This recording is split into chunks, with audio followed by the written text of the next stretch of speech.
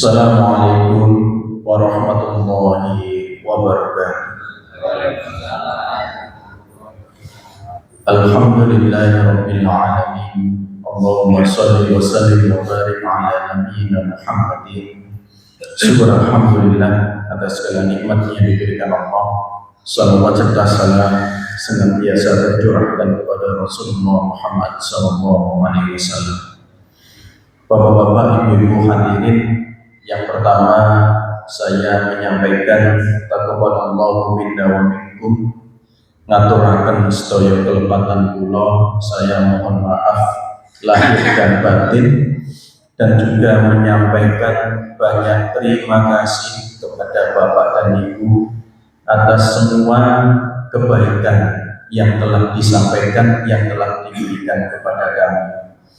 Kita senantiasa bermohon kepada Allah agar kita dijadikan hamba-hamba yang istiqomah di dalam kebaikan, dan kelak kita juga bermohon agar kembali kepada Allah dalam keadaan husnul khotimah.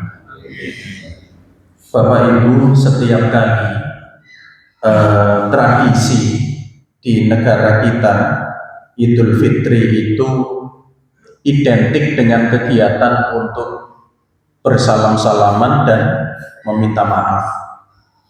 Hal itu muncul banyak kalimat ketika kita ketemu, ya. Dengan umumnya ketika ketemu tetangga, kemudian salaman, mengucapkan salam, setelah itu kalimat apa yang muncul? Minal aidin wal faizin, napa malih? Sepurone sing akeh ya,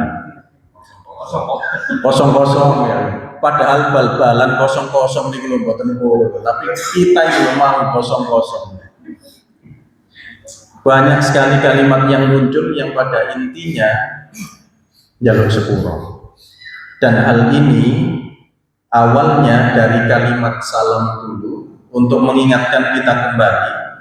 Saya mengambilkan satu hadis di dalam kitab Al-Adabul Mufrad di jilid yang kedua, bab 448, menyebar salam, hadis ke-979.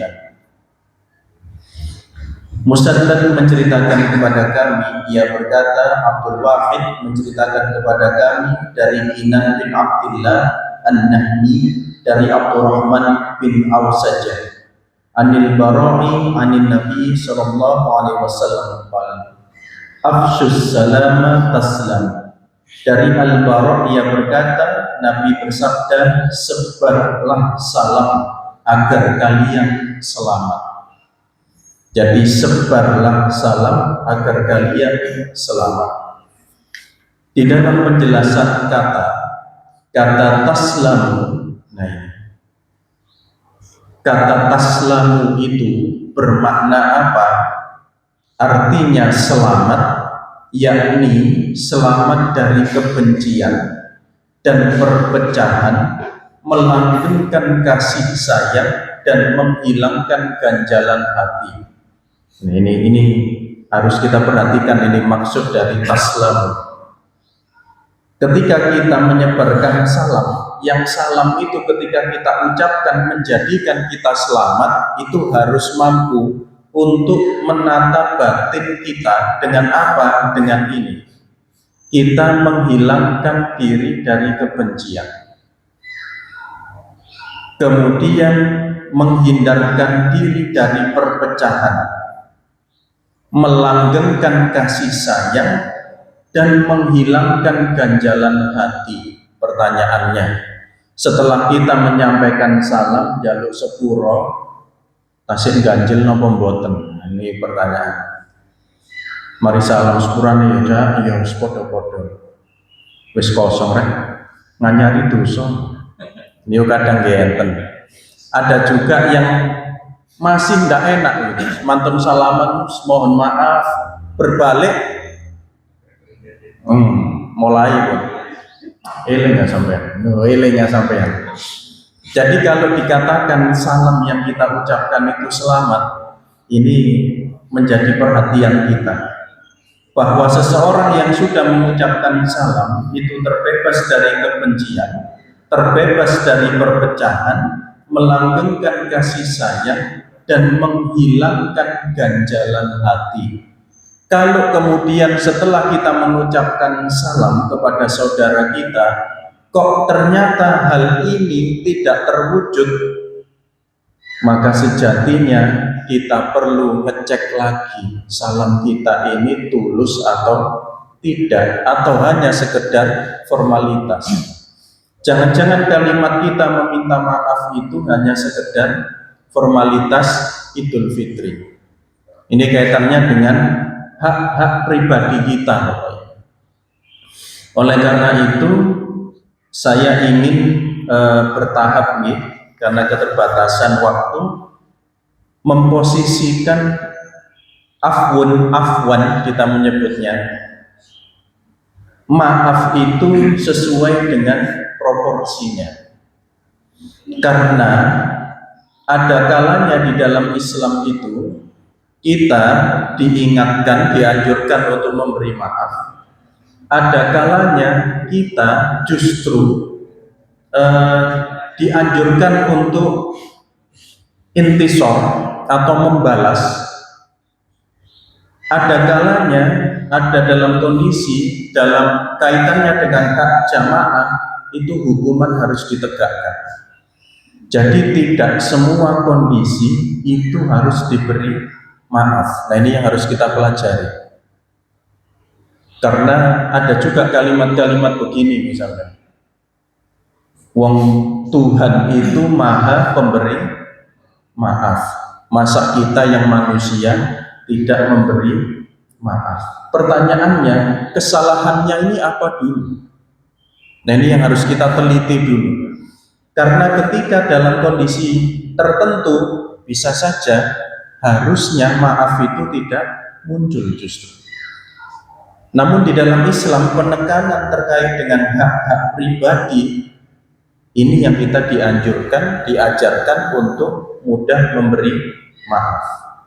Di antaranya beberapa kalimat yang disampaikan oleh para ulama. Dari tafsir Ibnu Katsir ada kalimat, faman afa ay amman zalamahu fa aslaha ay fi aufihi islahun fa ajruhu 'ala Allah. Barang siapa memaafkan orang yang menzaliminya dan dalam maafnya terdapat perbaikan, maka pahalanya di sisi Allah. Di sini digarisbawahi, seseorang yang dizalimi kemudian ketika memberikan maaf itu terkandung perbaikan, sekali lagi terkandung perbaikan, maka pahalanya di sisi Allah. Ini kita diingatkan terkait ada kalimat mengandung perbaikan, pemberian maaf. Yang kedua, dari tafsir Al-Qurtubi, wa ajma'u ala anna intisara jaizun wal afwa afdal. Para ulama sepakat bahwa membalas itu boleh. Jadi kalimatnya intisar, membalas itu boleh, jaiz, boleh. Dan memaafkan itu lebih utama. Ini yang harus nanti kita cek dulu, iki wayane nyepuro apa wayahe bales. Karena tidak semua hal dimaafkan, kita harus tahu dulu. Dan yang ketiga, Imam Asy-Syatibi misalkan, inna syari'ata wudi'at li tahsilil masalihi wa dar'il mafasid. Syariat itu ditetapkan untuk mewujudkan kemaslahatan dan menolak kerusakan. Ketika kita memberi maaf itu, ini maslahat atau mafsadat. Ini menjadikan hal baik atau justru hal buruk bagi seseorang yang kita maafkan. Dan yang keempat, Ibnu Taimiyah menyampaikan, walaisal afwu mahmudan mutlaqan bal idza tadammana maslahat. Memaafkan tidak selalu teruji secara mutlak. Nah, ini Ibnu Taimiyah menyampaikan, memaafkan tidak selalu teruji secara mutlak, tetapi terpuji jika mengandung maslahat. Tapi terpuji ketika memberi maaf itu menimbulkan maslahat, menimbulkan kebaikan. Dan yang kelima dari Ibnul Qayyim, beliau menyampaikan al-afwu huwa alladhi yasqutu bihil haqqu wa la yutalabu bihi. Afun atau memberi maaf adalah menggugurkan hak untuk membalas sehingga tidak lagi dituntut. Nah, kita diingatkan ternyata ada 3 kondisi, Bapak.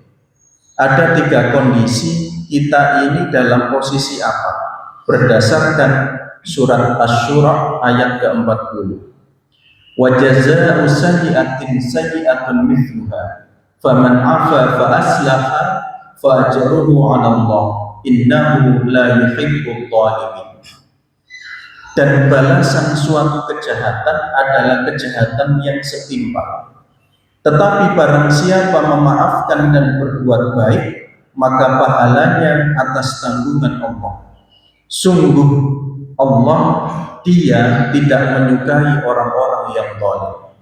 Nah, hal ini oleh ulama disampaikan 3 poin.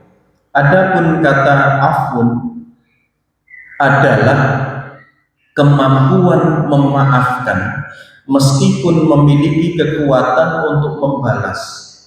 Jadi disebut afun atau memberi maaf itu, yang dimaksud memberi maaf itu kemampuan untuk memaafkan meskipun sebenarnya dia mampu untuk balas.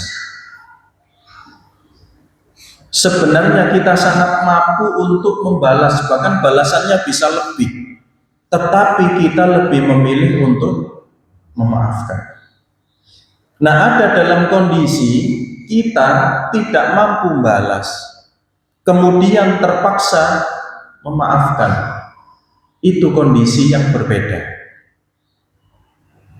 Jangan tak balas, awake wedi. Niku mboten afun ya. Katanya begitu. Jadi itu bukan membalas, tapi kita ada dalam kondisi yang disebut dengan ajzu.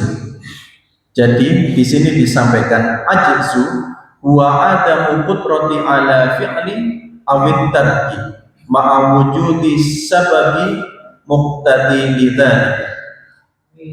Ajzu atau ajz, al-ajz itu adalah ketidakmampuan untuk melakukan suatu perbuatan atau meninggalkannya meskipun terdapat sebab yang mendorong ke arah itu.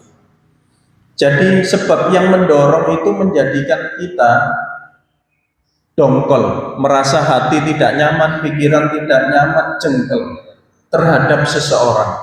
Tapi akan kita balas, kita ini tidak mampu. Akhirnya memilih untuk tak sepuro, padahal sakjane ngono kepingin balas ya, tapi mboten ngatasi jangan balas. Nah, ini kondisinya sudah berbeda. Jadi afun itu kondisi kita mampu untuk membalas, tapi kita memilih tidak membalas. Al-ajiz itu artinya kita memang tidak mampu membalas sehingga terpaksa untuk memaafkan. Walaupun sebenarnya kalau kita lebih kuat, beda lagi. Ini ada dalam banyak peristiwa, Bapak Ibu. Dalam hidup ini kata orang roda itu berputar, kadang di atas, kadang di bawah. Misalnya suatu hari jenengan pernah dizalimi oleh seseorang yang posisinya ada di atas jenengan, kekuasaan, harta misalnya. Ternyata dalam perjalanan hidup berbalik, Bapak Ibu. Jenengan ini posisinya di atas orang tersebut. Kira-kira apa yang jenengan lakukan? Nah, bayangkan. Dan muslimin itu, ini terkait dengan hak pribadi, jenengan bayangkan. Misal, kondisi kita di bawah, dizalimi. Suatu hari kondisi kita di atas, kita ini sangat bisa mendolimi. Loh, dalam kondisi begitu kita diajarkan untuk wal kadhiminal ghaidha wal 'afina 'anil nas. Dengan bayangkan. Sakjane kok iso bales. Tapi agama ini mengutamakan untuk nyepuran. Jangan bayangkan Islam.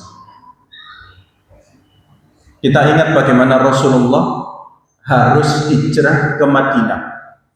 Suatu hari Fathu Makkah terjadi. Di atas angin Rasulullah dan pasukannya menguasai Makkah, membuka Makkah. Kalau itu kita Bapak Ibu, sopo biyen sing nglarani aku. Digolek ini gue setunggal-setunggal, tapi oleh Rasulullah tidak. Jangan bayangkan. Nah ini ada posisi, ada kondisi juga disebut dengan intisor. Intisor itu adalah pembelaan diri atau pembalasan terhadap kezaliman secara proporsional dan adil. Ini juga tidak sederhana. Kata guru saya dulu, Ustadz Asimanan, menjelaskan ini. Mafhumnya, konsepnya adalah gampangan ini. Nek awakmu diantem pisan, bales ngantem pisan halal. Tapi nek awakmu diantem pisan, awakmu ngantem pindo, sing kedua haram. Katanya begitu, mboten angel. Ya napa niki carane? Dicelatu bales nabok niku beda ukurannya. Dicelatu bales nyelatu iku jek imbang, ngoten ya. Dicelatu nggawa paving benten malih itu ngantennya. Nah ini kan tidak sederhana juga. Oleh karena itu ulama berkali-kali terkait hak pribadi menyampaikan lebih utama untuk memaafkan. Nah ini belum tuntas Bapak Ibu. Ya, jangan dibuat kesimpulan dulu, belum tuntas karena pembahasannya masih 2 halaman. Tidak saya lanjutkan hari ini. Nanti kita coba studi kasus ya. Kalau ada persoalan ini pendapat jenengan bagaimana? Agar kita memposisikan diri, maaf itu ada pada porsinya, maaf itu ada marwahnya, tidak gampang-gampang kita memberi maaf. Atau sekarang ini sedang rame perang Iran, Israel, Amerika. Ini kan sudah bukan hak pribadi, tapi ini hak umat Islam, hak masyarakat, hak manusia.